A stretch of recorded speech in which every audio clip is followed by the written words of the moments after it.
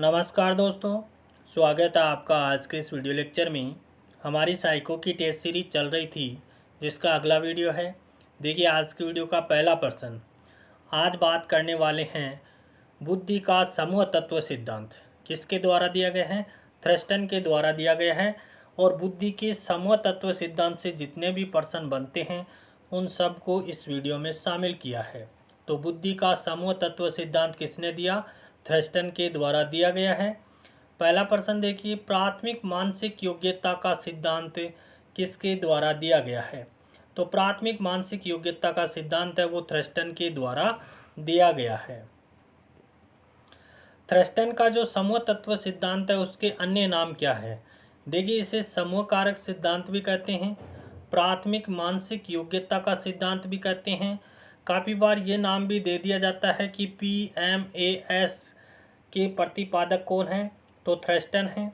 संघ सत्तात्मक सिद्धांत भी इसको कहा जाता है, कारक विश्लेषण सिद्धांत भी इसको कहते हैं।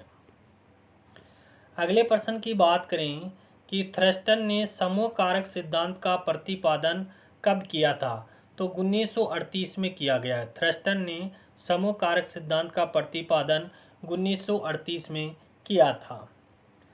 प्राइमरी मेंटल एबिलिटी नामक पुस्तक के लेखक कौन है? तो ये पुस्तक थ्रस्टन के द्वारा लिखी गई है। कौन सी पुस्तक? Primary mental ability. पुस्तक के लेखक कौन है? थ्रस्टन है। कारक विश्लेषण का जनक किसे माना जाता है? तो थ्रस्टन को कारक विश्लेषण का जनक माना जाता है।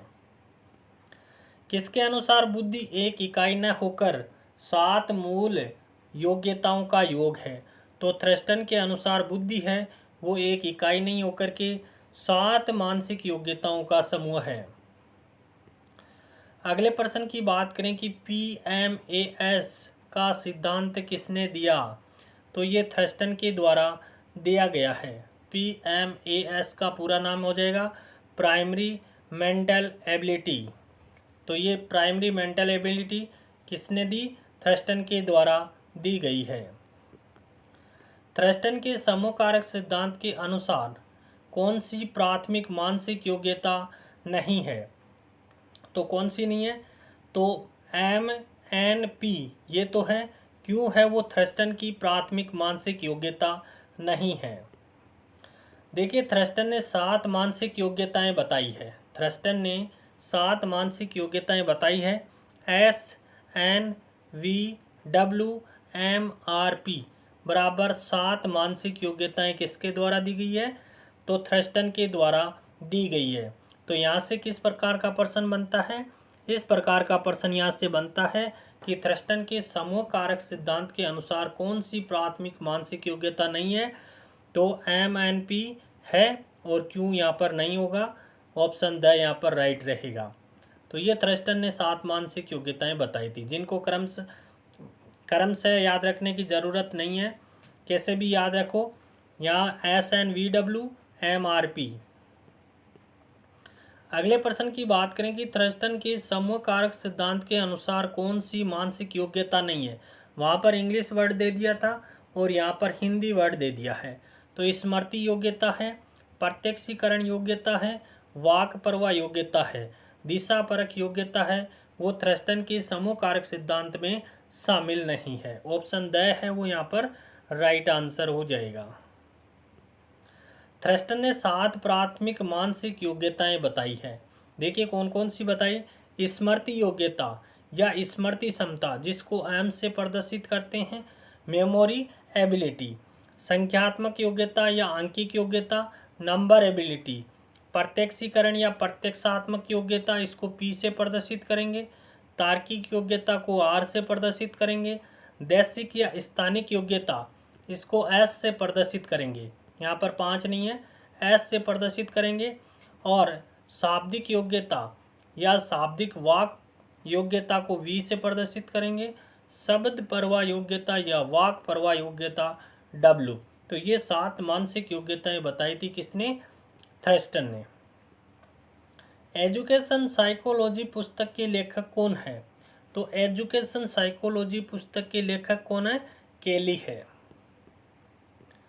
केली ने अपनी पुस्तक एजुकेशन साइकोलॉजी में बुद्धि निर्माण में कितनी मानसिक योग्यताओं का उल्लेख किया है? तो 9 मानसिक योग्यताओं का उल्लेख किया है। थ्रस्टन ने कितनी मानसिक योग्यताएं बताई है? 7 मानसिक योग्यताएं बताई है, जबकि केली ने 9 मानसिक योग्यताओं का उल्लेख किया है। कौन सी पुस्तक में? एजुकेशन साइकोलॉजी में। अब देखिए, थ्रस्टन ने 7 जो मानसिक योग्यताएं बताई थी वो कौन कौन सी है। पहले उनका इंग्लिश फर्स्ट वर्ड याद रखते हैं, MNP RSVW बराबर 7 मानसिक योग्यताएं। पहली है स्मृति योग्यता या स्मृति क्षमता, जिसको मेमोरी एबिलिटी कहते हैं। इसका प्रथम अक्षर M ध्यान में रखना है। इसका संबंध किससे है? सीख व स्मरण को धारण करने की शक्ति से है, शीघ्रता से याद करने से है। तो ये थ्रस्टन की प्रथम मानसिक योग्यता हो गई। दूसरी की बात करें तो संख्यात्मक या आंकिक योग्यता, न्यूमेरिकल एबिलिटी, इसको N से प्रदर्शित करेंगे। संख्यात्मक कार्यों को शीघ्र व शुद्ध रूप से करना, जैसे जोड़, बाकी, गुणा, भाग आदि किसके अंतर्गत आएंगे? संख्यात्मक या आंकिक योग्यता के अंतर्गत आएंगे। तीसरा प्रकार है, तीसरी मानसिक योग्यता है वो है प्रत्यक्षीकरण या प्रत्यक्षात्मक योग्यता। इसको P से प्रदर्शित करेंगे। और विस्तृत प्रत्यक्षीकरण की गति, ये इसकी विशेषता है। फिर तार्किक योग्यता, रीजनिंग एबिलिटी R से प्रदर्शित करेंगे। तर्क वितर्क करने की योग्यता से इनका संबंध है। फिर पांचवी है वो है देशिक या स्थानिक योग्यता, स्पेशियल एबिलिटी S से प्रदर्शित करेंगे। स्थानीय वस्तु में अंतर देखना, प्रतिबिंब, प्रतिरूप, रचनाओं का मानस प्रत्यक्षीकरण कर लेना, ये इसकी विशेषता हो जाएगी। और छठी मानसिक योग्यता है शाब्दिक योग्यता या शाब्दिक वाक्य योग्यता, वर्बल एबिलिटी, जिसको हम V से प्रदर्शित करते हैं। शब्दों, संप्रत्यों तथा विचारों के अर्थ को समझना। सातवीं और अंतिम मानसिक योग्यता है वो है शब्द प्रवाह योग्यता या वाक्य योग्यता, वर्ड फ्लुएंसी एबिलिटी, W से प्रदर्शित करेंगे। शब्दों का प्रवाह शब्दों को तीव्रता से बोलने से है।